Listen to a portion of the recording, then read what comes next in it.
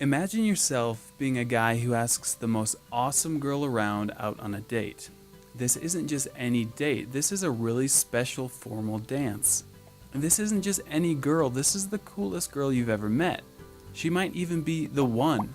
So it's super important that you impress her a lot. And maybe even more important that you impress her parents, right? So you make plans, she makes plans, you know how it goes. She goes out and buys a really nice formal gown. You arrange for a tux and some flowers. Maybe save up to take her to a really ritzy restaurant. You get the picture. This is going to be the nicest date that you've ever been on, right? So the big day finally comes.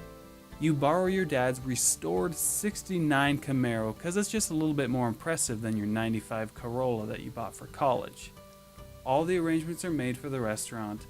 You have the flowers in hand. She's already in her formal gown, the prettiest that she's ever looked. Her doorbell rings and her father opens the door, and there you are, in some of the worst clothes that you own. Sure, you had a tux, but what's the big deal? It's just a dance, right? The point is, in today's day and age, people have a tendency to be really casual. That's okay for some occasions, but for others, it simply isn't appropriate. Perhaps more importantly, how we dress is a big indicator of our attitude toward an event. In other words, by showing up for your date in grungy attire, you just diss the girl big time.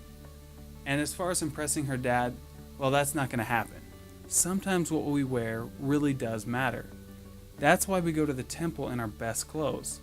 And that's part of the reason that we pay attention to the dress code here at BYU Idaho. How we dress is a big indicator to those around us about our attitudes toward learning, being taught by the Spirit, and being disciple leaders. So remember, sometimes what we wear really does matter.